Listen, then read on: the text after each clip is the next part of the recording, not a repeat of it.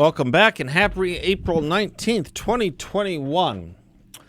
As the Castro family finally, at long last recedes from official power, it's worth taking a moment to think about Cuba and the Castros and America. Let's start with Marcel Philippe in today's Wall Street Journal. He writes the following: Raul Castro announced his resignation as the chief of Cuba's Communist Party on Friday. Many U.S. media outlets characterized the move as the end of an era of communist rule on the Caribbean island. This is false. For many years, Cuba has not really operated as a communist or socialist state. Instead, it has been ruled by a military dictatorship that concentrates its power within a cartel-like chain of command of hardline Castro family members and loyalists and generals who fiercely shield their wealth and status as well as each other. Many analysts are focused on whether Cuban President Miguel Diaz-Canel will inherit Mr. Castro's leadership position as party secretary, which, on paper at least, is the highest office in the land. But this is a distraction, as is Mr. Diaz-Canel, who was installed by Mr. Castro in 2018 as part of a faux transition of power. In Cuba, the Castro family leads with an iron fist, and the party and government follow suit. Even the Communist Party's online motto, Somos Continuidad, we are continuity, implies the regime is determined not to change. Some 75% of the Cuban economy, including hotels, construction companies, shipping companies, hard currency transmitters, and currency exchanges, is owned by a member of the Castro family. And you can add trafficking cocaine from Venezuela as well. But wait, wasn't Cuba supposed to open up and normalize with the great and heroic work of Barack Obama and the help of Republican Senator Jeff Flake? Well, let's go to Freedom House, the non-profit bipartisan country ratings organization founded by Eleanor Roosevelt. It says this about Cuba today, some 7 years after the great work of Obama and Flake. Quote, Cuba is a one-party communist state that outlaws political pluralism, suppresses dissent, and severely restricts basic civil liberties. The government continues to dominate the economy despite recent reforms that permit some private sector activity. The regime's undemocratic character has not changed despite new leadership in 2018 and a process of diplomatic normalization with Washington, which has stalled in recent years, close quote. There were those at the time who said to the likes of Obama and Flake, if Cuba wants to have normalized relationship with the United States, there is a simple rule, there is a simple recipe: be normal. Obama and Flake lectured us that the U.S. giving in to Cuba would help normalize them. It didn't, because as Raul Castro himself bragged, he beat Obama. It was quite precious to think about all this in the context of Jeff Flake's book, titled deliberately and directly after Barry Goldwater's famous book, The Conscience of a Conservative. For in that book, Flake not only writes of the success of his policies in opening up Cuba, he condemns conservatives who support Donald Trump because he, according to Flake, quote, heaps praise on dictators, close quote. Like the most classic and ossified of them all, Senator Flake? The Castros? Oh, of course not. That was you, I said sarcastically. And to no good end. The Cubans may be less free now than before, and you certainly helped bail out the government. You helped bail out the dictatorship. It's of a special interest to me, too, because no matter who the Republicans, no matter who the conservative, from about 1959 onward, every single one of them, Republicans and conservatives, Cuba, by eliminating the rule of the Castros, by bankrupting them if possible. Every single conservative. Here's Barry Goldwater, for example, in the original, the authentic Conscience of a Conservative. Quote, if the Red Army had landed in Havana, we would have come to Cuba's aid. Castro's forces, however, were native Cubans. As a result, a pro-communist regime has become entrenched on our very doorstep through the technique of internal subversion. And so will always be with an enemy that lays even more emphasis on political warfare than on military warfare. And so it will be until we learn to meet the enemy on his own grounds, close quote.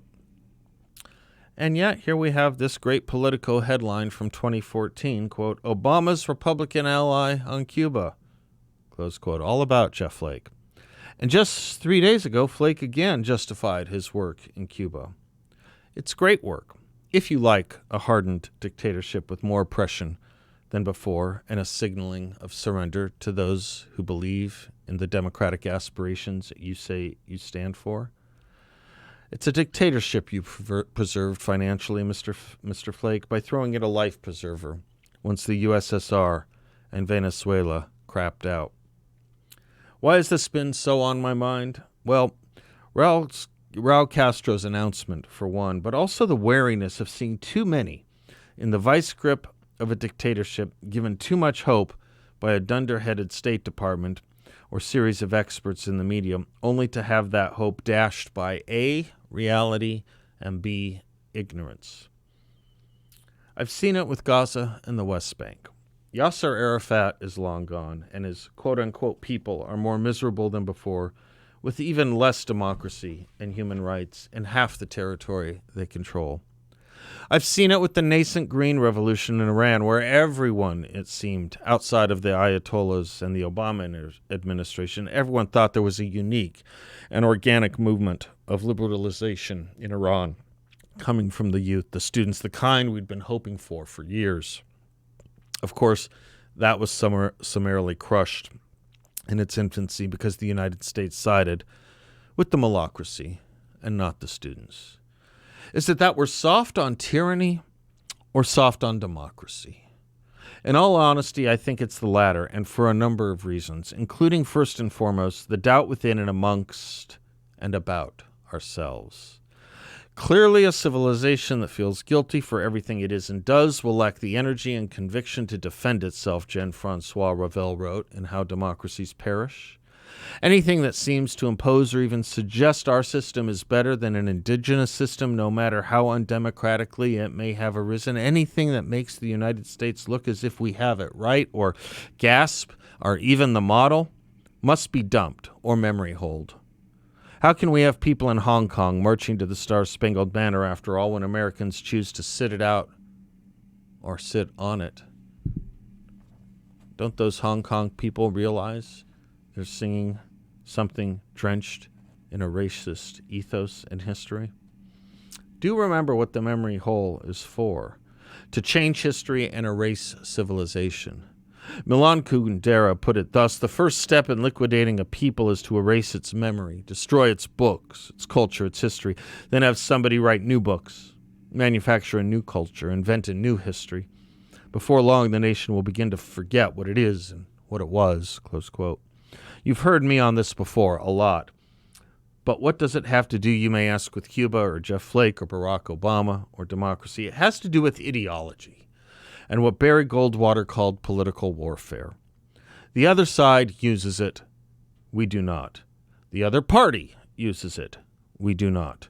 Goldwater wrote of it this way, quote, their mission is not cultural but political. Their aim is not to inform but to mislead. Their assignment is not to convey a true image of socialism but a false image. Socialists' hope is that they will persuade the American people to forget the ugly aspects of socialist life and the danger that the socialist system poses to American freedom. It is a mistake to measure the success of this communist operation by the extent to which it converts Americans to socialism. By that test, of course, the operation is almost a complete failure, but the socialist aim is not to make Americans approve of socialism, much as they would like that. It is to make us tolerant of socialism. I replaced socialism in that Barry Goldwater line for the word Soviet, and those words could be written about the enemy today in China or even our political opponents here in America. The aim is not to make Americans approve of socialism, much as they would like that. It is to make us tolerant of it. Now talk to me about China, or for that matter, yes, still here, Cuba. We understood our ideology once, and we understood theirs once. Ronald Reagan's first important and maybe most well-known public speech involved condemning Castro in Cuba and praising America for helping try to save Cubans. We were once confident of who we were, and people didn't blink at the notion of better dead than red, which Reagan himself still used in his speeches during his presidency. On a day celebrating Cuban resistance in 1983, Ronald Reagan said this in a speech, quote, "The Soviet Union, with all its military might, with its massive subsidy of the Cuban economy, can't make the system produce anything but repression and terror." It reminds me of the story, Reagan said. I happen to collect these stories that the Soviet people are telling each other, the Russian people. It indicates their cynicism with their own system. This is the story of a commissar who visited one of their collective farms, and he stopped the first farmer, workman, that he met, and he asked about life on the farm, and the man said, "It's wonderful. I've never heard anyone complain about anything since I've been here." And the commissar said then, "Well, what about the crops?" "Oh," he said, "the crops are wonderful." "What about the potatoes?" "Oi, sir," he said, "the potatoes. There are so many that if we put them in one pile, they would touch the foot of God." And the commissar said, "Well, just a minute. In the Soviet Union, there is no God." And the farmer said, "Well, there are no potatoes either." Reagan would get laughs with those kinds of stories. Cuban Americans understand, he went on to say, however, perhaps better than many of their fellow citizens, that freedom is not just the heritage of the people of the United States. It is the birthright of the people of this hemisphere. We in the Americas are descended from hardy souls, he would go on to say, pioneers, men and women with the courage to leave the familiar and start fresh in this new world. We are, by and large, people who share the same fundamental values of God, family, work, freedom, democracy, and justice. Perhaps the greatest tie between us can be seen in the incredible number of cathedrals and churches found throughout the hemisphere. Our forefathers took the worship of God seriously. Reagan went on to say, socialism seeks to impose a philosophy that is alien to everything which we believe and goes against our birthright. It's a philosophy that holds truth and liberty in contempt and is a self-declared enemy of the worship of God. Wherever put into practice, it has brought repression and human deprivation. There is no clearer example of this than Cuba. And it is all those things the left despises here now as well. Truth, liberty, religious freedom, and everything else Reagan mentioned. Hardy souls, pioneers, men and women with the courage to leave their familiar and start fresh. God, family, work, freedom, democracy, justice. That's what the left hates. That's what the left despises. People are tired of not having them. Are we? The answer to that question is the answer to whether or not America will survive, not half slave or half free or half blue and half red, but whether we will survive, not as a house divided, but as a house. I'm Seth Leibson. We'll be right back.